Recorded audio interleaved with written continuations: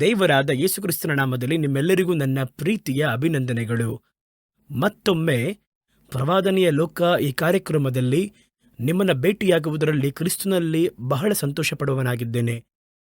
ಸತ್ಯವೇದದಲ್ಲಿ ಎಷ್ಟೊಂದು ಪುಸ್ತಕಗಳಿದ್ದರೂ ಪ್ರವಾದನೆಯ ಪುಸ್ತಕಗಳು ವಿಶೇಷವಾದವುಗಳು.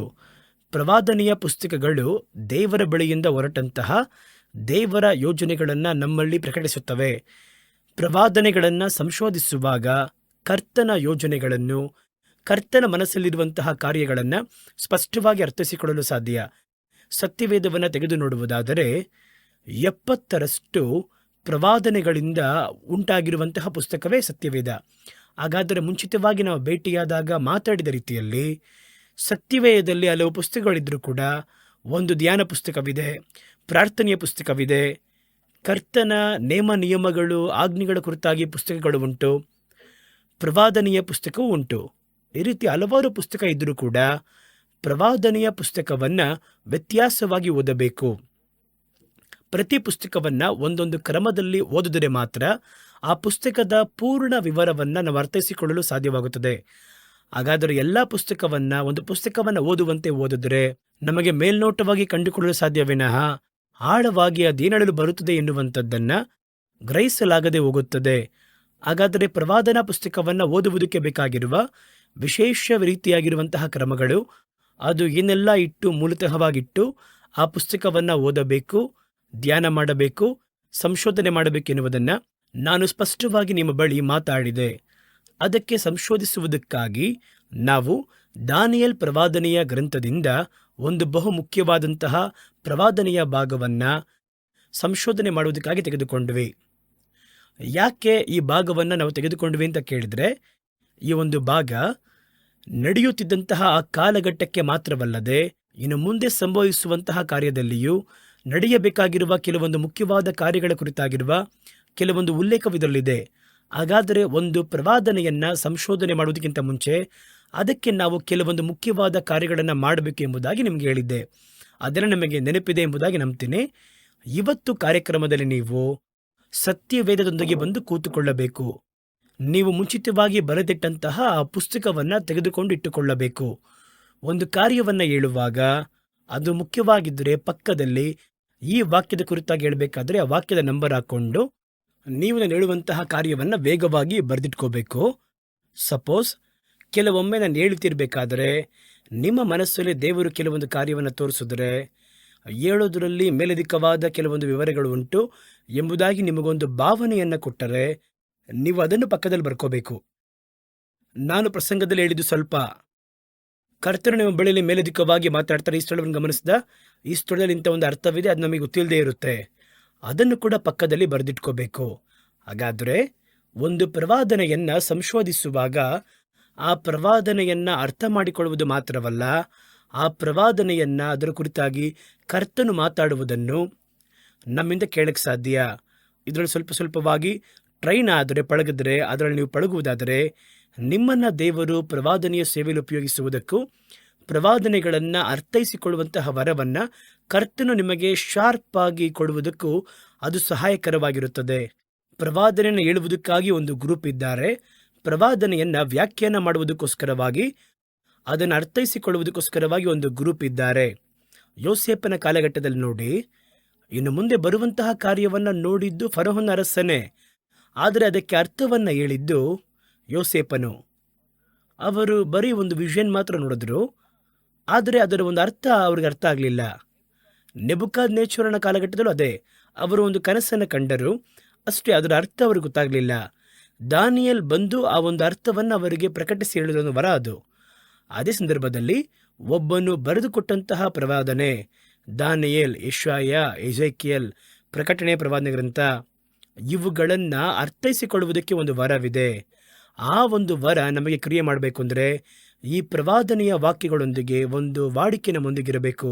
ಅವರು ಏನು ಮಾಡ್ತಾರೆ ಅಂತ ನೋಡೋದಾದರೆ, ಪ್ರವಾದನೆಯನ್ನು ಕರ್ತನು ತೋರಿಸಿದರೆ, ಒಂದು ಪ್ರಕಟಣೆ, ಒಂದು ದರ್ಶನವನ್ನು ಹೊಂದಿಕೊಂಡರೆ ತಕ್ಷಣ ಅವರು ಆ ವರವನ್ನು ಉಪಯೋಗಿಸಿಕೊಂಡು ಅದರ ಅರ್ಥವೇನು ಎನ್ನುವುದನ್ನು ಕಂಡುಕೊಳ್ಳುತ್ತಾರೆ. ಯಾಕೆಂದರೆ ಸಾಮಾನ್ಯವಾಗಿ ಪ್ರವಾದನೆಗಳು ನೇರವಾದ ಅರ್ಥವನ್ನು ಹೇಳುವುದಿಲ್ಲ. ಒಂದು ಕಾರ್ಯವನ್ನು ತೋರಿಸುವುದಕ್ಕೆ ಬೇರೆ ಒಂದು ವಿಷಯವನ್ನು ಒಂದು ಸಾಮ್ಯವಾಗಿ ಒಂದು ಇಲಿಸ್ಟ್ರೇಷನ್ ಆಗಿ ತೋರಿಸ್ತಾರೆ. ಎತ್ತು ಅಂತ ತೋರಿಸಿದ್ರು. ಎತ್ತುಗಳು ಎನ್ನುವುದು ನಿಜವಾಗಲೂ ಎತ್ತುಗಳಲ್ಲ.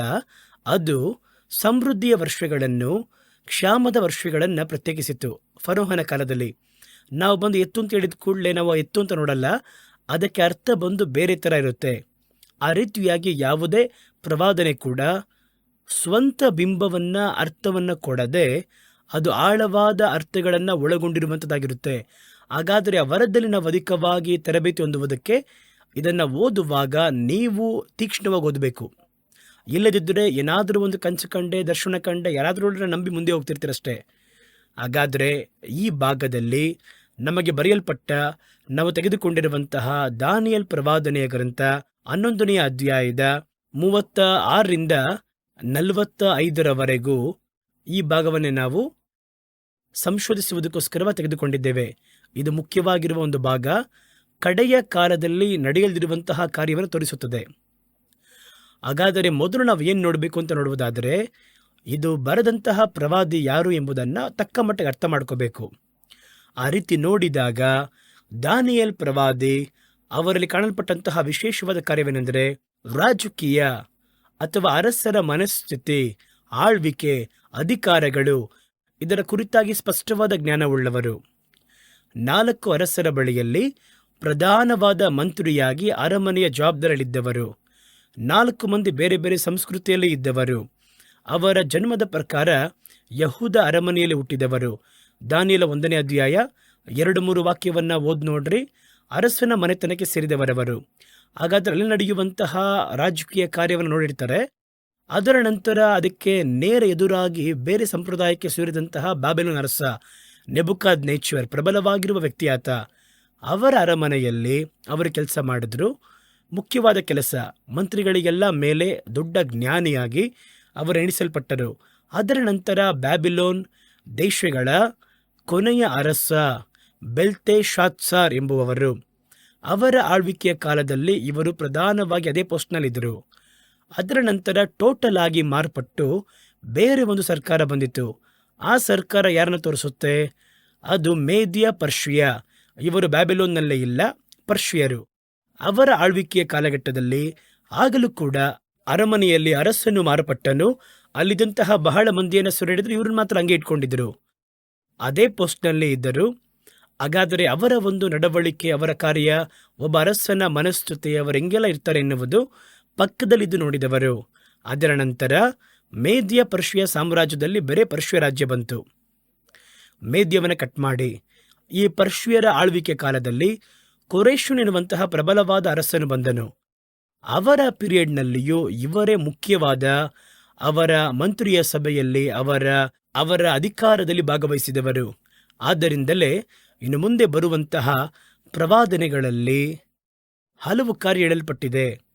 ನೀವು ಪ್ರಕಟಣೆ ಪ್ರವಾದನೆ ಗ್ರಂಥ ನೋಡುವುದಾದರೆ ಇನ್ನು ಮುಂದೆ ಸಂಭವಿಸುವ ಕಾಲದಲ್ಲಿ ಬರುವಂತಹ ರಾಜಕೀಯ ಕಾರ್ಯ ಒಳಗಿದೆ. ಇನ್ನು ಮುಂದೆ ಬರುವಂತಹ ಕಡೆಯ ಕಾಲದಲ್ಲಿ ಆತ್ಮೀಕ ಕುರಿತಾಗಿರುವ ಕಾರ್ಯಗಳಿದೆ. ಇನ್ನು ಮುಂದೆ ಬರುವ ಕಡೆಯ ಕಾಲದಲ್ಲಿ ವ್ಯಾಪಾರ, ಆರ್ಥಿಕತೆಯ ಕುರಿತಾಗಿರುವ ಪ್ರವಾದನೆಗಳು ಉಂಟು. ಈಗ ಇದರಲ್ಲಿ ಸರ್ಕಾರಕ್ಕೆ ಸಂಬಂಧಪಟ್ಟ ಕಾರ್ಯಗಳನ್ನು ನೀವು ನೋಡುವುದಾದರೆ ದಾನಿಯೇಲ್ ಪುಸ್ತಕದಲ್ಲಿರುವುದರಲ್ಲಿ ನೀವು ಹುಡುಕುವುದಾದರೆ ವಾಕ್ಯ ಸಿಗುತ್ತೆ. ನನ್ನ ಮಾತು ಅರ್ಥ ಆಗ್ತಿದೆಯಾ? ಪ್ರಕಟಣೆಯ ಪ್ರವಾದನೆ ಗ್ರಂಥದಲ್ಲಿ ಬಹಳ ಪ್ರವಾದನೆಗಳು ಹೇಳಲ್ಪಟ್ಟದಾಗಿದೆ. ಅದರ ಒಂದಕ್ಕಿಂತ ಮುಂಚೆ ಬಹಳ ಪ್ರವಾದಿಗಳು ಜಕರಿಯ, ನಹುಮನು, ಮೀಕನು, ಅಗ್ಗಾಯನು ಇಂಥವರೆಲ್ಲ ಈ ಕಡೆಯ ಕಾಲದ ಬಗ್ಗೆ ಬಹಳ ಪ್ರವಾದನೆಗಳನ್ನು ಹೇಳಿದವರು ಇದ್ದಾರೆ. ಓಷೇಯ, ಈ ರೀತಿ ಬಹಳ ಮಂದಿ ಇದ್ದಾರೆ. ಈ ಪ್ರವಾದನೆಗಳನ್ನು ನೀವು ಪೂರ್ತಿಯಾಗಿ ತೆಗೆದು ನೋಡುವುದಾದರೆ ಆ ಪ್ರವಾದನೆಗಳು ಕಡೆಯ ಕಾಲದಲ್ಲಿ ಬರುವಂತಹ ಸರ್ಕಾರದ ಕುರಿತಾಗಿರುತ್ತೆ, ರಾಜಕೀಯವಾಗಿ. ಎರಡನೇದಾಗಿ ಎಕನಾಮಿಕ್, ಆರ್ಥಿಕತೆ, ವ್ಯಾಪಾರದ ಕಾರ್ಯ ಇರುತ್ತೆ. ಅವರ ಹಡಗುಗಳು, ಅವರ ವಾಣಿಜ್ಯ, ಅವರ ಒಂದು ವರ್ತಕ ರೀತಿ ಇರುತ್ತೆ. ಮೂರನೇ ಕಾರ್ಯವನ್ನು ನೋಡಿದ್ರೆ ಆತ್ಮಿಕತೆ, ಸುಳ್ಳು ಪ್ರವಾದಿಗಳು ಬರುವುದು, ಸುಳ್ಳು ಕ್ರೈಸ್ತರು ಬರುವುದು, ಒಂದು ಹೊಸ ಧರ್ಮವನ್ನು ಸ್ಥಾಪನೆ ಮಾಡುವುದು, ಧರ್ಮಕ್ಕೆ ಸಂಬಂಧಪಟ್ಟ ಕಾರ್ಯಗಳು, ಇದರ ಕುರಿತಾಗಿ ಸಂದೇಶ ಇರುತ್ತದೆ. ಈ ರೀತಿಯಾಗಿ ಒಂದೊಂದು ಕಾರ್ಯದ ಕುರಿತಾಗಿ ಬಹಳ ಇದೆ ಅಲ್ವಾ? ಅದರಲ್ಲಿ ನೀವು ಪ್ರಕಟಣೆಯ ಪ್ರವಾದನೆ ಗ್ರಂಥವನ್ನು ಓದಬೇಕಾದರೆ ರಾಜಕೀಯ ಸಂಬಂಧಪಟ್ಟ ಒಂದು ಕಾರ್ಯವನ್ನು ಅಲ್ಲಿ ಅವರು ಪ್ರತ್ಯೇಕಿಸುವ ನೋಡುವುದಾದರೆ, ನೀವು ಎಲ್ಲಿ ಹುಡುಕಿದ್ರೆ ಅದಕ್ಕೆ ಉತ್ತರ ಸಿಗುತ್ತೆ ಅಥವಾ ಜೋಡಿ ವಸ್ತು ಸಿಗುತ್ತೆ ಅಂತ ನೋಡುವುದಾದರೆ ದಾನಿಯೇಲ್ ಪುಸ್ತಕದಲ್ಲಿ ಹುಡುಕಿದ್ರೆ ಸಿಗುತ್ತೆ. ಅದಕ್ಕಾಗಿ ಬೇರೆ ಕಡೆ ಇಲ್ಲ ಅಂತ ಅರ್ಥ ಅಲ್ಲ. ದಾನಿಯೇಲ ವಿಶೇಷವಾಗಿ ಪ್ರತ್ಯೇಕವಾಗಿ ಅವರು ಕಡೆಯ ಕಾಲದ ರಾಜ್ಯಗಳ ಕುರಿತಾಗಿ ದರ್ಶನಗಳನ್ನು ಹೇಳಿದವರು. ಅವರ ವಿಶೇಷತೆ ಅದುವೇ. ಅದಕ್ಕಿಂತ ಮುಂಚಿತವಾಗಿ ನೆಬೂಕದ್ನೆಚ್ಚರ್ ಕೇಳಿದಂತಹ ದರ್ಶನದಲ್ಲಿ ಕನಸಲ್ಲಿ ಕೂಡ ಬಂದಂತಹ ಸಾಮ್ರಾಜ್ಯಗಳ ಕುರಿತಾಗಿ ಸ್ಪಷ್ಟತೆಯನ್ನ ದಾನಿಯೇಲ್ ಮಾತಾಡಿದ್ದಾರೆ. ಹಾಗಾದರೆ ದಾನಿಯೇಲನು ಬಂದು ರಾಜಕೀಯದಲ್ಲಿ ಸಂಪರ್ಕವಿದೆ, ಅರಮನೆಯೊಂದಿಗೆ ಸಂಪರ್ಕವಿರುವುದರಿಂದ ಕರ್ತನವರ ಬಳಿಯಲ್ಲಿ ಬಹಳ ವಿವರವನ್ನು ಮಾತಾಡಬೇಕಾದ್ರೆ ಸುಲಭವಾಗಿರುತ್ತೆ, ಅದು ಅರ್ಥ ಮಾಡ್ಕೋತಾರೆ ಅವರು. ಹಾಗಾಗಿ ಬಹಳ ದರ್ಶನಗಳು, ಕಾರ್ಯಗಳು ಎಲ್ಲವನ್ನು ತೋರಿಸೋದು ನೋಡ್ತೀವಿ.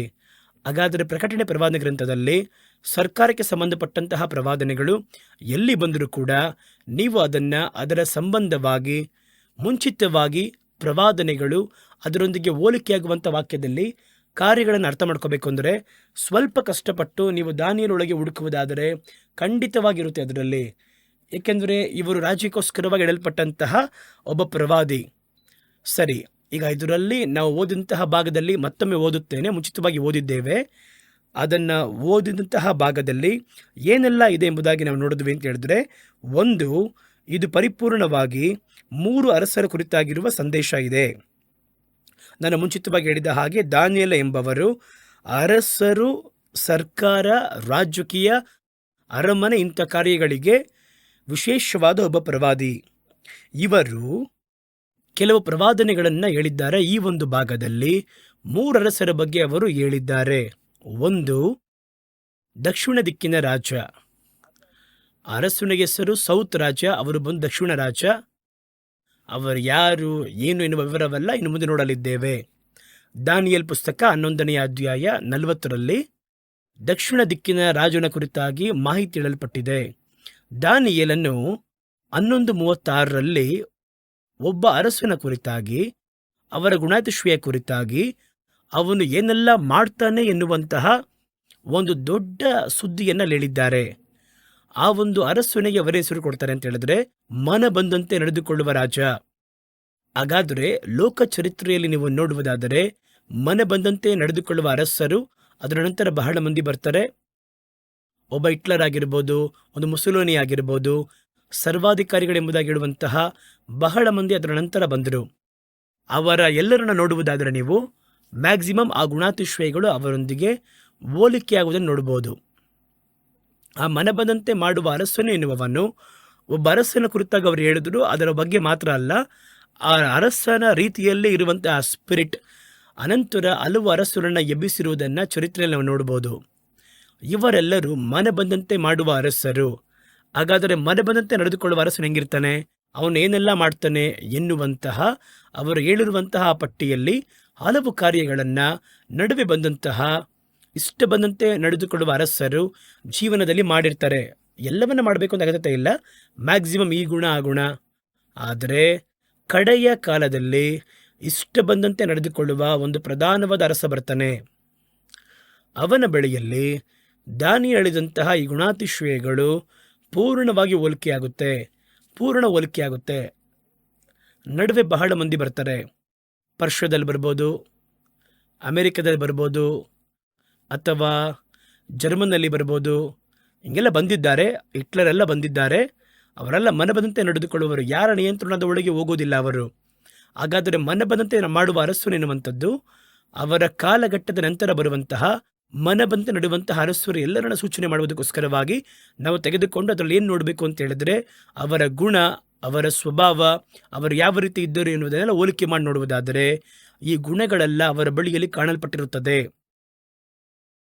ಆದರೆ ಇಲ್ಲಿ ಹೇಳಲ್ಪಟ್ಟಿರುವಂತಹ ಎಲ್ಲ ಕ್ಯಾರೆಕ್ಟರ್ ಹಾಗೆ ಹೋಲಿಕೆಯಾಗುವುದು.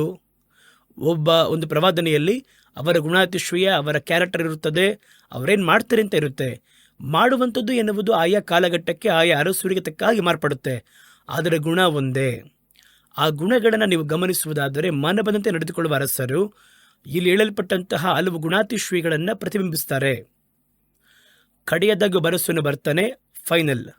ಅವನು ಇಷ್ಟ ಬಂದ ಹಾಗೆ ನಡೆದುಕೊಳ್ಳುವ ರಾಜ. ಅವನ ಬಳಿ ಏನಿರುತ್ತೆ ಅಂತ ಕೇಳಿದ್ರೆ ಈ ಗುಣಗಳು ಎಲ್ಲವೂ ಪ್ರತಿಬಿಂಬಿಸುತ್ತೆ ಅವನ ಬಳಿ.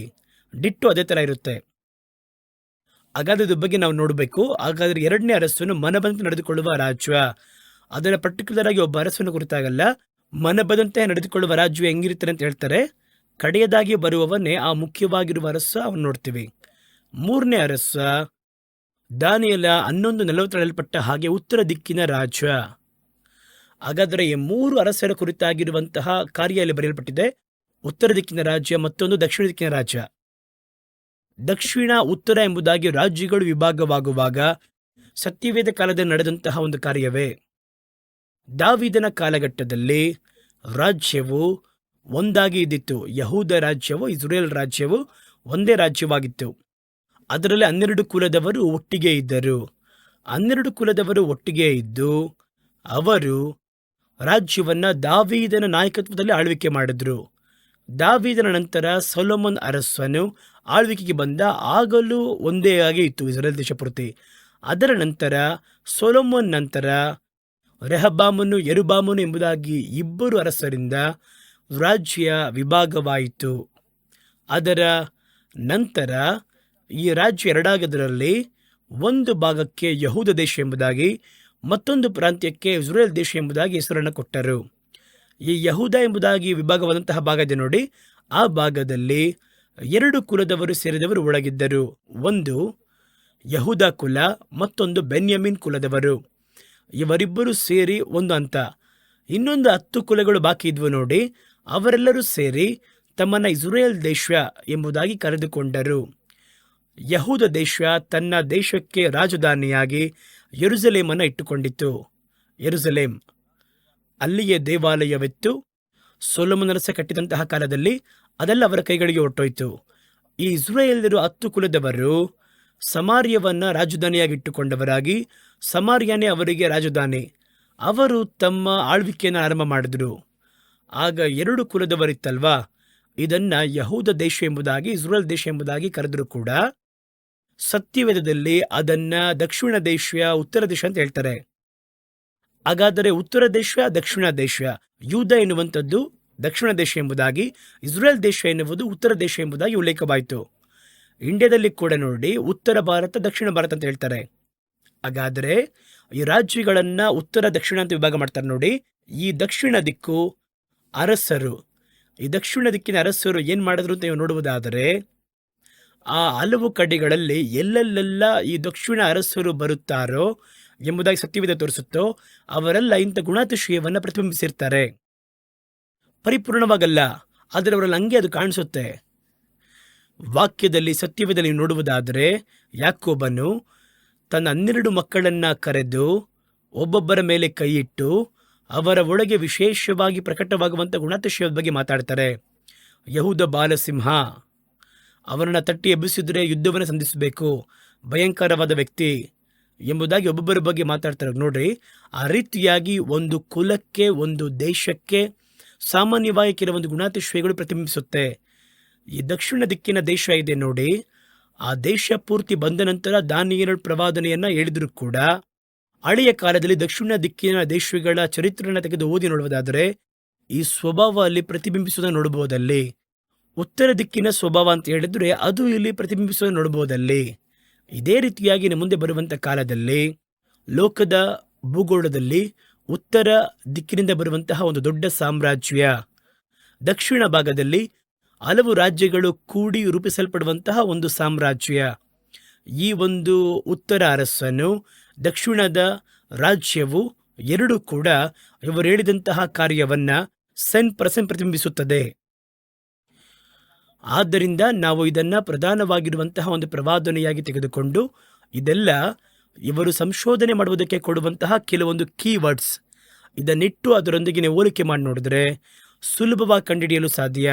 ಆ ದಿನಗಳಲ್ಲಿ ಉತ್ತರ ದಿಕ್ಕಿನ ರಾಜ್ಯ ಅವರಿಗೆ ವಿರುದ್ಧವಾಗಿ ಹೊರಟು ಬರ್ತಾರೆ ಎಂಬುದಾಗಿ, ಇನ್ನು ಮುಂದೆ ಬರುವಂತಹ ಕಡೆಯ ಕಾಲದ ಬಗ್ಗೆ ಹೇಳಿದರೆ ಆ ಉತ್ತರದಿಂದ ಉದ್ಭವವಾಗುವಂತಹ ರಾಜ್ಯ ಹೇಳಲ್ಪಟ್ಟಂಥ ಕಾರ್ಯವನ್ನು ಪ್ರತಿಬಿಂಬಿಸುತ್ತೆ. ಹಾಗೆ ದಕ್ಷಿಣ ದಿಕ್ಕಿನ ರಾಜ್ಯ ಪ್ರತಿಬಿಂಬಿಸುತ್ತೆ. ಅದುವೇ ಈ ಒಂದು ಪ್ರವಾದನೆಯ ಭಾಗದ ಬಹು ಮುಖ್ಯವಾದಂತಹ ವಿಶೇಷ ಗುಣ. ಈಗ ನಾವು ನೋಡಲಿದ್ದೇವೆ. ಮೊದಲು ನೋಡ್ರಿ, ಅಲ್ಲಿ 3 ಅರಸರ ಬಗ್ಗೆ ಹೇಳಲ್ಪಟ್ಟಿದೆ. ಅಲ್ಲಿ ಒಂದು ಮನಬಂದಂತೆ ನಡೆದುಕೊಳ್ಳುವ ರಾಜ, ಅವನೇ ದೊಡ್ಡ ವ್ಯಕ್ತಿಯನ್ನು ಮುಂದೆ ಬರುವಂಥವನು, ಮುಂಚಿತವಾಗಿ ಬಂದವರು. ಮತ್ತೊಂದು ದಕ್ಷಿಣ ದಿಕ್ಕಿನ ರಾಜ, ಉತ್ತರ ದಿಕ್ಕಿನ ರಾಜ. ಈಗ ಮೊದಲ ಕಾರ್ಯವನ್ನು ನೋಡಲಿದ್ದೇವೆ. ದಾನಿಯೇಲನು 11ನೇ ಅಧ್ಯಾಯ 3ನೇ ವಾಕ್ಯದಲ್ಲಿ ಈ ತನಗೆ ಮನಬಂದಂತೆ ಮಾಡುವಂತಹ ಅರಸನ ಕುರಿತಾಗಿರುವ ಒಂದು ಕಾರ್ಯ ಹೇಳಲ್ಪಟ್ಟದಾಗಿದೆ. ಇದುವೇ ನಮಗೆ ಬಹಳ ಪ್ರಧಾನವಾಗಿರುವ ವ್ಯಕ್ತಿ. ಇವತ್ತು ಇದರ ಬಗ್ಗೆ ನಾವು ಬಹಳ ಆಳವಾಗಿ ಸಂಶೋಧನೆ ಮಾಡ್ತೀವಿ. ಏನು ಹೇಳಿದ್ದಾರೆ ಅಂತ ನೋಡುವುದಾದರೆ, ಪರಾಕ್ರಮವುಳ್ಳ ಒಬ್ಬ ಅರಸನು ಎದ್ದು ಪ್ರಬಲವಾಗಿ ಆಳ್ವಿಕೆ ಮಾಡಿ ತನಗೆ ಮನ ಬಂದಂತೆ ನಡೆದುಕೊಳ್ಳುತ್ತಾನೆ. ಅವನು ಹೇಳಿದ ಕಾಲದ ನಂತರ ತದ್ವಿರುದ್ಧವಾಗಿ ನಡೆಯುವಂಥದ್ದು ಮುಂದೆ ಬರುವಂಥ ಕಾರ್ಯ. ಆದರೆ ದಾನಿಯೇಲ್ ಹೇಳಿದ್ದು ಆಗ ಬರುವಂತಹ ಅರಸನ ಬಗ್ಗೆ ಮಾತ್ರವಲ್ಲ, ಇದನ್ನು ಪ್ರತಿಬಿಂಬಿಸಿ ಬರುವಂತಹ ಕಡೆಯ ಕಾಲದ ತನ್ನ ಮನಬಂದಂತೆ ಮಾಡುವ ಅರಸನ ಕುರಿತಾಗಿ ಸಂದೇಶವೂ ಒಳಗಿದೆ. ಆದರೆ ಇವರು ಪರ್ಟಿಕ್ಯುಲರ್ ಆಗಿ ಅವರ ಕಾಲದ ನಂತರ ಬರುವಂತಹ ಯಾವ ಅರಸನ ಬಗ್ಗೆ ಹೇಳಿದರು ಎಂಬುದಾಗಿ ನಾವು ನೋಡ್ತಾ ಇದ್ದೀವಿ. ದಾನಿಯೇಲ್ 11:36ರಲ್ಲಿ ಅರಸನು ತನಗೆ ಮನ ಬಂದಂತೆ ಮಾಡಿ ಅವನ್ನೆಲ್ಲ ಮಾಡ್ತಾನೆ ಅಂತ ಕೇಳುವುದಾದರೆ, ಅರಸನು ತನಗೇನನ್ಸುತ್ತೋ ಅದನ್ನೇ ಮಾಡ್ತಾನೆ. ಒಂದು ಮಂತ್ರಿ ಸಭೆಯನ್ನು ಕೂಡಿಸುವಂಥದ್ದು ಅಥವಾ ಆಲೋಚಕರನ್ನು ಕರೆದು ಆಲೋಚನೆ ಮಾಡುವಂಥದ್ದು ಏನೂ ಇಲ್ಲ. ಅದೆಲ್ಲ ಅವನಿಗೆ ಯಾವುದು ಸರಿ ಅನಿಸುತ್ತೋ ಅದು ಹೇಳ್ತಾನೆ. ಎಲ್ಲರೂ ಕೇಳಬೇಕಷ್ಟೇ, ಯಾರು ವಿರುದ್ಧವಾಗಿ ಮಾತಾಡಬಾರ್ದು. ಚಿಕ್ಕದಾಗಿ ಹೇಳಬೇಕು ಅಂದರೆ ಸರ್ವಾಧಿಕಾರತ್ವ, ಅದು ವಿರೋಧವಾಗಿ ಪ್ರಶ್ನೆ ಮಾಡಬಾರ್ದು. ಹಿಡಿದು ಜೈಲಿಗೆ ಹಾಕ್ಬಿಡ್ತಾರೆ, ಸಾಯಿಸ್ಬಿಡ್ತಾರೆ. ಅವರು ಇಷ್ಟ ಬಂದಂತೆ ಮಾಡಿ ತನ್ನನ್ನು ಹೆಚ್ಚಿಸಿಕೊಂಡು ಅಂತ ಹೇಳಿದ್ರೆ, ಇವರ ಗುಣಾತಿಶಯ ಹೆಂಗಿರುತ್ತೆ ಅಂತ ಕೇಳಿದ್ರೆ, ಮನ ಬಂದಂತೆ ನಡೆದುಕೊಳ್ಳುವವರು ಮತ್ತೊಬ್ಬರು ಅವ್ರನ್ನ ಪ್ರೈಸ್ ಮಾಡ್ತಾರೋ ಇಲ್ವೋ, ಇವರು ತನ್ನ ಪ್ರಬಲ್ಯವನ್ನು ಬಯಸ್ತಾರೆ. ಇದು ಸ್ಪಿರಿಟ್ನ ಗುಣಾತಿಶಯ. ಅದುವೇ ತನ್ನನ್ನು ಜಾಹೀರಾತು ಮಾಡುವುದು, ತನ್ನನ್ನು ಮಹಿಮೆ ಪಡಿಸುವಂಥದ್ದು. ಒಬ್ಬನು ನಿಜವಾಗಿಯೂ ಒಳ್ಳೆಯವನಾಗಿದ್ದರೆ ತಾನೇ ಅವರನ್ನು ಕೊಂಡಾಡುತ್ತಾರೆ. ಇವನ ಆ ರೀತಿಯಲ್ಲ, ಕಾಸು ಕೊಟ್ಟಾದರೂ ನಮಸ್ಕಾರ ಮಾಡಿ ಅಂತ ಹೇಳ್ತಾನೆ, ಕುತ್ತಿಗೆ ಕತ್ತಿ ಇಟ್ಟು ನಮಸ್ಕಾರ ಮಾಡಿ ಅಂತ ಹೇಳ್ತಾನೆ. ಈ ಗುಣಾತಿಶಯ ಇಷ್ಟು ಬಂದಂತೆ ಮಾಡುವ ಅರಸರೊಳಗೆಲ್ಲ ಇರುತ್ತದೆ. ಅವರು ತಮ್ಮನ್ನು ದೇವರಂತೆ ತೋರಿಸಿಕೊಳ್ಳುತ್ತಾರೆ. ಎಲ್ಲರೂ ತನ್ನನ್ನು ಪ್ರೈಸ್ ಮಾಡಬೇಕು, ಎಲ್ಲರೂ ತನ್ನನ್ನು ಮಹಿಮೆ ಪಡಿಸಬೇಕು ಎಂಬುದಾಗಿ ಮನುಷ್ಯರ ಮೂಲಕ ಮಹಿಮೆಯನ್ನು ಹುಡುಕ್ತಾರೆ. ದಾನಿಯೇಲ್ ಕಾಲದಲ್ಲಿ ನೆಬೂಕದ್ನೆಚ್ಚರ್ ಅರಸನು ಒಂದು ಪ್ರತಿಮೆಯನ್ನು ಉಂಟು ಮಾಡಿ, ನಾನು ಆಜ್ಞಾಪಿಸಿದ ಕೂಡಲೇ ನೀವು ಅದನ್ನು ನಮಸ್ಕರಿಸಬೇಕು, ಸೇವಿಸಬೇಕು ಅಂತ ಆಜ್ಞಾಪಿಸಿದ. ದೇವರಂತ ನೆಚ್ಚಿಸಿಕೊಂಡವನು ನೆಬೂಕದ್ನೆಚ್ಚರನು ಯಾರಿಗೂ ನಿಯಂತ್ರಣಕ್ಕೆ ಒಳಗಾಗಲಿಲ್ಲ. ಅವರು ತನ್ನ ಮನದಲ್ಲಿ ಬಯಸಿದ ತನ್ನ ಇಷ್ಟ ಬಂದೆಲ್ಲವನ್ನ ಮಾಡ್ತಾರೆ. ಅವರ ಮತ್ತೊಂದು ಗುಣ ನೋಡಿ ತನ್ನನ್ನು ತಾನು ಹೆಚ್ಚಿಸಿಕೊಳ್ಳುವಂಥದ್ದು. ಬ್ಯಾಬಿಲೋನ್ ಅರಮನೆಯಲ್ಲಿ ಅವರು ತಿರುಗಾಡಬೇಕಾದ್ರೆ ನನ್ನ ಮಹಿಮೆ ಪ್ರಖ್ಯಾತಿಯಾಗಲು ನಾನು ಕಟ್ಟಿದಂಥ ಮಹಾ ಬ್ಯಾಬಿಲೋನ್ ಎಂಬುದಾಗಿ ಅಂದ್ಕೊಂಡ. ಅವರಾಗಿ ಮಾತಾಡಿದ್ದು, ನಾನು ಕಟ್ಟಿದ ಬ್ಯಾಬಿಲೋನ್ ಅಲ್ಲವೇ? ಹಾಗಾದರೆ ಇವರ ಗುಣ ಯಾವ ರೀತಿ ಇರುತ್ತೆ ಅಂತ ಕೇಳಿದ್ರೆ, ತನ್ನನ್ನು ತಾನು ಹೆಚ್ಚಿಸಿಕೊಳ್ಳುವಂಥದ್ದು. ಕರ್ತನ ಹೆಚ್ಚಿಸುವುದು ಅಥವಾ ಮನುಷ್ಯನು ಒಳ್ಳೆಯವನೆಂಬುದಾಗಿ ಹೇಳುವುದಲ್ಲ. ಅವರೇ ತಮ್ಮನ್ನು ಪ್ರಮೋಟ್ ಮಾಡಿಕೊಳ್ಳುತ್ತಾರೆ. ಇದು ಯಾವ ಸ್ಥಳದಲ್ಲಿ ಉದ್ಭವವಾದರೂ ಈ ಆತ್ಮದ ಕ್ರಿಯೆ ಎನ್ನುವುದು ನೀವು ಅರ್ಥ ಮಾಡ್ಕೋಬೇಕು. ಒಂದು ಚರ್ಚಲ್ಲಿ, ಒಂದು ಸೇವೆಯಲ್ಲಿ, ಎಲ್ಲೂ ಕೂಡ ಯಾರೊಬ್ಬನು ತನ್ನನ್ನು ಮುಖ್ಯತ್ವ ಮಾಡಿಕೊಂಡು ತನ್ನನ್ನು ತಾನೇ ಮಹಿಮೆಪಡಿಸಿಕೊಂಡು ಮುಂದೆ ನಿಲ್ಲಿಸಬೇಕು ಅಂತ ಅಂದ್ಕೊಂಡ್ರೆ ಈ ಒಂದು ಈ ಸ್ಪಿರಿಟ್ ಅರಸರೊಳಗೆ ಕೆಲಸ ಮಾಡಬೇಕಾದ್ರೆ ಬೇರೆ ಥರ ಕೆಲಸ ಮಾಡುತ್ತೆ. ಹಾಗಾದರೆ ಯಾವ ದೇವರಲ್ಲಿಯೂ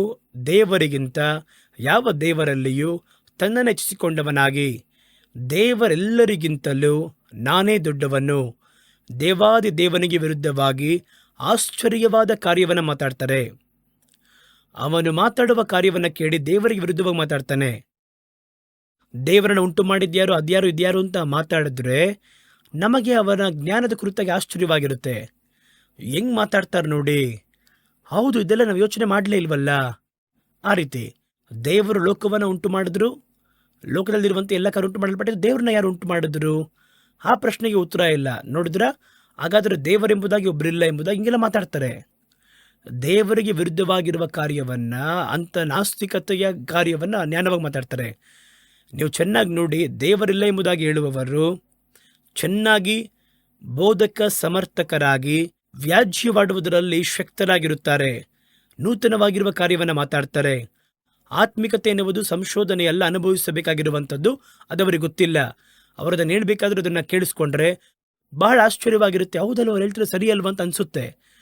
ಕೋಪ ತೀರುವಷ್ಟು, ಅಂದರೆ ಕರ್ತನ ಕೋಪ ಮನುಷ್ಯರ ಮೇಲೆ ಇದೆ. ಆ ವಾಕ್ಯವನ್ನು ಅಂಡರ್ಲೈನ್ ಮಾಡ್ಕೊಳ್ಳಿ. ಅಲ್ಲಿ ಇದಕ್ಕೆ ಅರ್ಥವೇನೆಂದರೆ, ಮನುಷ್ಯರ ಮೇಲೆ ಅಥವಾ ದೇಶದ ಮೇಲೆ ಆ ದೇಶದವರು ಮಾಡುವಂತಹ ತಪ್ಪುಗಳ ನಿಮಿತ್ತವಾಗಿ ದೇವರ ಕೋಪ ಬಂದರೆ ಅದನ್ನು ಹಲವು ವಿಧಗಳಲ್ಲಿ ದೇವರು ಡೀಲ್ ಮಾಡ್ತಾರಂತೆ. ಒಂದು, ಆ ದೇಶದಲ್ಲಿ ಕ್ಷಾಮವನ್ನು ತರುತ್ತಾರೆ, ವ್ಯಾಧಿಯನ್ನು ತರುತ್ತಾರೆ, ಅಥವಾ ದೇಶದಲ್ಲಿ ಆರ್ಥಿಕತೆಯನ್ನು ನಾಶ ಮಾಡ್ತಾರೆ. ಇದೆಲ್ಲ ನಡೆಯುತ್ತೆ. ಒಂದು ಕಡೆ ನಾಶನ ಬರುತ್ತೆ, ದೊಡ್ಡ ನಾಶನ ಬರುತ್ತೆ. ಮತ್ತೊಂದು ಮೆಥಡ್ ಇದೆ. ಅವರೇನು ಮಾಡ್ತಾರೆ ಅಂದರೆ, ದೇವರಿಗೆ ದೇಶ ಇಷ್ಟ ಆಗಲಿ ಅಂತ ಇಟ್ಕೊಳ್ಳಿ, ಈ ದೇಶ ಮೀರಿ ಹೋಗುತ್ತದೆ, ಅಸಹ್ಯವಾಗಿದ್ದನ್ನು ಮಾಡುತ್ತದೆ, ದೇವರಿಗೆ ವಿರುದ್ಧವಾಗಿರುವ ಕಾರ್ಯವನ್ನು ಮಾಡುತ್ತೆ ಅಂದರೆ, ಆ ದೇಶಕ್ಕೆ ವಿರುದ್ಧವಾಗಿ ಕರ್ತನು ಮತ್ತೊಂದು ದುಷ್ಟ ವ್ಯಕ್ತಿನ ಎಬ್ಬಿಸ್ತಾರೆ. ಅವನು ಬಂದು ಆಳ್ವಿಕೆ ಮಾಡೋಕ್ಕೆ ಆರಂಭಿಸ್ತಾನೆ, ರಾಜ್ಯವನ್ನು ಕೈವಶ ಮಾಡ್ಕೊತಾನೆ. ಯಾವಾಗ ದೇವರ ಕೋಪ ತೀರುವವರೆಗೂ ಅವನೇ ಇರ್ತಾನೆ. ಇದು ಸತ್ಯವೇದದಲ್ಲಿ ಹಲವು ವಾಕ್ಯವನ್ನು ನಿಮಗೆ ತೋರಿಸಕ್ಕೆ ಸಾಧ್ಯ. ಆ ರೀತಿ ಮಾಡಿದಾಗ ದೇವರು ಶತ್ರುಗಳನ್ನು ಅವರು ಕರೆದರು. ಬಾ ಅಂತ ದೇವರು ಸಿಳ್ಳೆ ಹಾಕಿ ಕರೆದು ಅವರ ಕೈಗಳಿಗೆ ದೇಶವನ್ನು ಒಪ್ಪಿಸಿಕೊಟ್ರು. ನೀನು ಹೊಡಿ ಅವರನ್ನು. ಹಲವು ಕಡೆ ಹಾಗೆ ದೇವರಿಗೆ ವಿರುದ್ಧವಾಗಿ ಜನಗಳು ಇರುವಾಗ ಪಾಪ, ವ್ಯಭಿಚಾರ, ವೇಶ್ಯತನ, ಕುಡುಕುತನ ಇದೆಲ್ಲ ಇರಬೇಕಾದ್ರೆ ಆಳ್ವಿಕೆ ಮಾಡುವವನು ಹೆಂಗೆ ಪರಿಶುದ್ಧವಾಗಿರೋಕ್ಕೆ ಸಾಧ್ಯವಾಗುತ್ತೆ? ದುಷ್ಟರ ಕೈಗಳಲ್ಲಿ ಕರ್ತನು ಸರ್ಕಾರವನ್ನು, ಆಳ್ವಿಕೆಯನ್ನು ಒಪ್ಪಿಸಿಕೊಡುತ್ತಾರೆ. ಈ ಜನಗಳು ಮೇಲಿರುವಂತಹ ದೇವರ ಕೋಪ ತೀರುವವರೆಗೂ ಇಷ್ಟ ಬಂದಂತೆ ಮಾಡುವವರಿದ್ದಾರೆ ನೋಡಿ, ಅವರು ಏನೇ ಮಾಡಿದ್ರೂ ಅದಾಗುತ್ತೆ. ದೇಶದಲ್ಲಿ ದೊಡ್ಡದಾಗಿ ಬಂದು ಇಷ್ಟೊಂದು ಇನ್ಕಮ್ ಟ್ಯಾಕ್ಸ್ ಹಾಕ್ತೀವಿ, ಟ್ಯಾಕ್ಸ್ ಹಾಕ್ತಾರೆ, ಜನಗಳ ಮೇಲೆ ಇಂಥ ಕಾರ್ಯವನ್ನೆಲ್ಲ ಮಾಡ್ತಾರೆ, ಜನಗಳನ್ನು ಕಷ್ಟವಾಗಿ ನಡೆಸ್ತಾರೆ. ಯಾವ ಯೋಜನೆ ಮಾಡಿದ್ರು ಅದು ಅವನಿಗೆ ಕೈಗೂಡಿ ಬರುತ್ತೆ. ಯಾಕೆಂದರೆ ಜನಗಳು ಆ ರೀತಿ ಇದ್ದಾರಲ್ಲವೇ. ಜನಗಳು ದೇವರ ಕೋಪಾಗ್ನಿಗೆ ಪಾತ್ರರಾಗಿದ್ದಾರೆ. ಕೋಪ ಇದೆ ಅಲ್ವಾ, ದೇವರ ಕೋಪ. ಆ ಒಂದು ಕೋಪ ಇರುವವರೆಗೂ ಆ ಕೋಪಕ್ಕೆ ದಂಡನೆಯಂತೆ ಕರ್ತನು ದುಷ್ಟರನ್ನು ಎಬ್ಬಿಸುತ್ತಾರೆ, ಸರ್ವಾಧಿಕಾರಿಗಳನ್ನು ಎಬ್ಬಿಸುತ್ತಾರೆ. ಅವರು ಎದ್ದು ದೇಶವನ್ನು ಹಾಗೆ ನಾಶ ಮಾಡುತ್ತಾರೆ. ಅವರ ವಸ್ತ್ರ ಪೂರ್ತಿಯಾಗಿ ಎಳೆಯಲ್ಪಡುತ್ತದೆ. ಒಂದು ಹೊತ್ತು ಆಹಾರಕ್ಕೋಸ್ಕರವಾಗಿ ಕೈ ಚಾಚುವಂತಾಗುತ್ತೆ. ಇದೆಲ್ಲ ಯಾತರಿಂದ? ಆದರೆ ಅವರು ಮಾಡಿದ್ದೆಲ್ಲ ಅವ್ರಿಗೆ ಲಭಿಸುತ್ತೆ.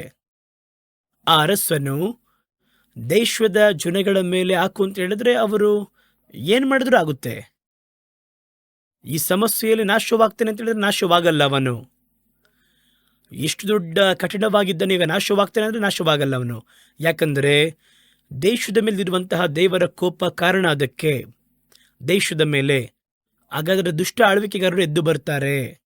ಜನಗಳನ್ನು ದುಷ್ಟವಾಗಿ ನಡೆಸುವವರು, ಅವರನ್ನು ಕಠಿಣವಾಗಿ ದಂಡಿಸುವವರು, ಅವರ ಜೀವನಾಧಾರವನ್ನು ಬಾಧಿಸುವವರು, ಅವರೇನು ಮಾಡಿದ್ರೂ ಲಭಿಸುತ್ತೆ. ಅದು ನೋಡಿ ಬಹಳ ಮಂದಿ ಎದುರುತ್ತಾರೆ. ಹಾಗಾದರೆ ಅವ್ರು ಮಾಡೋದು ಸರಿಯಾಗಿ ಇರುತ್ತೇನೋ? ಅವರು ಒಂದು ದೇಶದ ಮೇಲೆ ದಂಡೆತ್ತಿ ಹೋಗ್ತಾರೆ, ಜಯಿಸ್ತಾರೆ. ಅಲ್ಲಿ ನನ್ನ ದೇಶದಲ್ಲಿ ಒಂದು ಕಾನೂನನ್ನು ಹಾಕಿದ್ರೆ ಯಾರು ಅದಕ್ಕೆ ವಿರುದ್ಧವಾಗಿ ಪ್ರಶ್ನೆ ಮಾಡಿದ್ರೆ ಅಡಗಿಸ್ತಾರೆ. ಅವರು ಮಾಡುವಂಥ ಎಲ್ಲವೂ ಅವರಿಗೆ ಲಭಿಸುತ್ತಾ ಬರುತ್ತೆ. ಯಾರು ಅವ್ರನ್ನ ಕದಲಿಸೋಕ್ಕಾಗ್ತಿಲ್ವಲ್ಲ. ಸತ್ಯವೇದ ಹೇಳುತ್ತೆ, ನಮ್ಮ ಮೇಲಿರುವಂತಹ ಕೋಪ ತೀರುವವರೆಗೂ ಅವರು ಮಾಡುವುದೆಲ್ಲ ಅವರಿಗೆ ಆಗುತ್ತೆ. ಯಾರಿಗೆ? ದುಷ್ಟ ಆಳ್ವಿಕೆಗಾರರಿಗೆ. ಹಾಗಾದರೆ ಮೊದಲು ಕರ್ತನ ಕೋಪ ನಮ್ಮ ಮೇಲೆ ಇದೆ ಅಂತ ಅರ್ಥ. ಅಯ್ಯೋ, ಈ ದೇಶದ ಮೇಲೆ ಆಳ್ವಿಕೆ ಮಾಡುವುದಕ್ಕೆ ನಮ್ಮ ಬಗ್ಗೆ ಚಿಂತೆ ಮಾಡದಿರುವಂತಹ ಅರಸರು ಎದ್ದು ಬರ್ತಾ ಇದ್ದಾರೆ. ನಮ್ಮನ್ನು ಸುಲಿಯುವಂಥ ಅರಸರು ಎದ್ದು ಬರ್ತಾ ಇದ್ದಾರೆ. ನಮ್ಮನ್ನು ಸರ್ವಾಧಿಕಾರತ್ವದಲ್ಲಿ ನಡೆಸುವಂತಹ ದುಷ್ಟ ಅರಸರು ಎದ್ದು ಬರ್ತಾ ಇದ್ದಾರೆ ಅಂತ ಹೇಳಿದ್ರೆ ಅವರು ಹೇಳುವುದಕ್ಕೆ ಕಾರಣವೇನೆಂದರೆ ನಾವೇ ಕಾರಣ. ನಮ್ಮ ಮೇಲೆ ದೇವರ ಕೋಪಾಗ್ನಿ ಇದೆ ಎಂಬುದಾಗಿ ಅರ್ಥ. ಹಾಗಾದರೆ ಆ ಕೋಪ ತೀರುವವರೆಗೂ ಈ ಸರ್ವಾಧಿಕಾರಿಗಳ ಕಾರ್ಯ ಕೈಗೂಡುತ್ತದೆ. ಅವರ ಆಳ್ವಿಕೆಯಿಂದ ಅವರನ್ನು ತೆಗೆಯಕ್ಕೆ ಸಾಧ್ಯ ಇಲ್ಲ. ಹಾಗಾದರೆ ಮೊದಲು ಏನು ಮಾಡಬೇಕು? ನಾವು ಮನೆ ತಿರುಗಬೇಕು. ಇದುವೇ ಸ್ಥಳ ತೋರಿಸುತ್ತೆ. ಅವನಿಗೆ ಕೈಗೂಡಿ ಬರುತ್ತೆ. ನಿರ್ಣಯಿಸಲ್ಪಟ್ಟದ್ದು ನಡೆಯುತ್ತದೆ. ಅವನು ಏನೆಲ್ಲ ಮಾಡಬೇಕು, ಎಷ್ಟು ಮಂದಿ ನಾಶ ಮಾಡಬೇಕು, ಈ ದೇಶದಲ್ಲಿ ಎಂತಹ ದಂಡನೆಗಳನ್ನು ತರಬೇಕು ಎಂಬುದಾಗಿ ನಿರ್ಣಯಿಸಲ್ಪಟ್ಟಿರುತ್ತದೆ. ಅವೆಲ್ಲ ನೆರವೇರುತ್ತದೆ. ನಾವು ಅದನ್ನೇ ಹೇಳ್ತಾ ಇದ್ದೀವಿ. ದೇಶದಲ್ಲಿ ನೋಡ್ರಿ, ದೇವರೇ ಒಳ್ಳೆ ಆಳ್ವಿಕೆಗಾರನ್ನ ಅನುಗ್ರಹಿಸುರಿ, ಒಳ್ಳೆ ದೇಶದಲ್ಲಿ ಸುಭಿಕ್ಷವನ್ನು ಕೊಡಿರಿ ಎಂಬುದಾಗಿ ನಾವು ಕೇಳ್ತೀವಿ. ದೇಶದ ಪ್ರಜೆಗಳು ಕುಡುಕರಾಗಿಯೂ, ದುಷ್ಟರಾಗಿಯೂ, ಮದ್ಯಪಾನ ಪ್ರಿಯರಾಗಿ, ವ್ಯಭಿಚಾರ ಪ್ರಿಯರಾಗಿ, ವೇಶ್ಯೆಯ ಮಾರ್ಗದವರಾಗಿ, ತನ್ನ ಮನಬಂದಂತೆ ಬದುಕುವವರಾಗಿದ್ದರೆ ಅವನ ಆಳ್ವಿಕೆ ಮಾಡುವವನು ಹೆಂಗೆ ಪರಿಶುದ್ಧವಾಗಿರೋಕ್ಕೆ ಸಾಧ್ಯ? ಅಲ್ಲಿ ಹಾಗಾದ್ರೆ ಲಾಜಿಕ್ ಸ್ವಲ್ಪ ಇಟ್ಬಿಡುತ್ತಲ್ವಾ? ಪರಿಶುದ್ಧವಾದವನ ಆಳ್ವಿಕೆ ಮಾಡೋಕ್ಕೆ ಸಾಧ್ಯನಾ? ಸಾಧ್ಯವಿಲ್ಲ. ದೇಶ ದುಷ್ಟತ್ವದಲ್ಲಿದ್ದರೆ ಅದನ್ನು ಆಳ್ವಿಕೆ ಮಾಡುವನು ದುಷ್ಟತ್ವದಲ್ಲಿಯೇ ಇರ್ತಾನೆ. ಅವರಿಗಿಂತಲೂ ಅಧಿಕ ದುಷ್ಟತ್ವದಲ್ಲಿರುವವನೇ ಆ ದೇಶವನ್ನು ಆಳ್ವಿಕೆ ಮಾಡೋಕ್ಕೆ ಸಾಧ್ಯ. ಹಾಗಾದರೆ ಅದು ಮಾರ್ಪಡುವುದಕ್ಕೆ ಏನು ಮಾಡಬೇಕು ಅಂದರೆ ಮೊದಲು ಜನಗಳು ಮಾರ್ಪಡಬೇಕು. ದೇಶದ ಮೇಲಿರುವಂತಹ ದೇವರ ಕೋಪ ಮಾರ್ಪಡಬೇಕು. ಅದನ್ನೇ ಸತ್ಯವೇದ ಇಲ್ಲಿ ನಮಗೆ ಬೆಟ್ಟು ಮಾಡಿ ತೋರಿಸುತ್ತದೆ. ಈ ಇಬ್ಬರು ಕೂಡ ಬೇರೆ ಬೇರೆ ಅರಸರು. ಮೊದಲು ಹೇಳಲ್ಪಟ್ಟದಲ್ಲಿ ದಾನಿಯೇಲ್ 11ನೇ ಅಧ್ಯಾಯ 3 ಹೇಳಲ್ಪಟ್ಟಂತಹ ಅರಸ ಅಲ್ಲಿ ಹೇಳಲ್ಪಟ್ಟಿರುವಂಥ ಅರಸ ಯಾರಂತ ಕೇಳುವುದಾದರೆ, ನೇರವಾಗಿ ಅವರ ಆಳ್ವಿಕೆಯ ಕಾಲದ ನಂತರ ಬರುವಂತಹ ಅಲೆಕ್ಸಾಂಡರ್ ಅಲ್ಲಿ ಎನ್ನುವ ಗ್ರೀಕ್ ಅರಸನಾಗಿರುವವನು. ಹಾಗಾದರೆ ಅವ್ರನ್ನ ಮಾತ್ರ ಹೇಳ್ತಿಲ್ಲ, ಅದಲ್ಲಿ ಅವರ ನಂತರ ಅವರ ಥರ ಬಹಳ ಮಂದಿ ಬರಲಿದ್ದಾರೆ. ಅಲೆಕ್ಸಾಂಡರ್ ಅರಸನನ್ನೇ ಮೊದಲು ಆ ಪ್ರವಾದನೆ ಅಲ್ಲಿಂದ ಆರಂಭವಾಗುತ್ತದೆ. ಅಲ್ಲಿ ಆರಂಭಿಸಿ ಕಡೆಯ ಕಾಲದಲ್ಲಿ ಇದೇ ರೀತಿಯಾಗಿ ಬರುವಂತಹ ಲೋಕ ದೇಶಗಳನ್ನು ಹಿಡಿಯಬೇಕು ಎನ್ನುವಂತಹ ವೈರಾಗ್ಯದಲ್ಲಿ ಬರುವಂತಹ ಒಬ್ಬ ಅರಸನಲ್ಲಿ ಬಂದು ಮುಕ್ತಾಯವಾಗುತ್ತದೆ. ಹಾಗಾದರೆ ಮೊದಲದು ಆರಂಭವಾಗಿದ್ದು ಎಲ್ಲಿಂದ ಆರಂಭ ಆಯಿತು ಅಂತ ಕೇಳಿದ್ರೆ, ಗ್ರೀಕ್ ಅರಸನ ಬಳಿ ಆರಂಭವಾಯಿತು. ದಾನಿಯೇಲ್ 11:3 ಹೇಳಲ್ಪಟ್ಟಿರುವಂತಹ ಅರಸ, ಮನಬಂದಂತೆ ನಡೆದುಕೊಳ್ಳುವಂತಹ ಅರಸ, ಗ್ರೀಕ್ ಸಾಮ್ರಾಜ್ಯವನ್ನು ಆಳ್ವಿಕೆ ಮಾಡಿದ ಅಲೆಕ್ಸಾಂಡರ್ನ ಸೂಚನೆ ಮಾಡುತ್ತೆ. ಅಲ್ಲೇ ಮೊದಲು ಆರಂಭವಾಯಿತು. ಆದರೆ ಅವರನ್ನು ಮಾತ್ರ ಸೂಚನೆ ಮಾಡುತ್ತೆ ಅಂತ ಕೇಳಿದ್ರೆ ಇಲ್ಲ, ಅವರ ಥರ ಇನ್ನೂ ಬಹಳ ಮಂದಿ ಎದ್ದು ಬರುವವರು, ಅವರ ಎಲ್ಲರ ಬಳಿಯಲ್ಲಿ ಇಂತಹ ಕಾರ್ಯಗಳು ಇರುವಂಥದ್ದಾಗಿದೆ.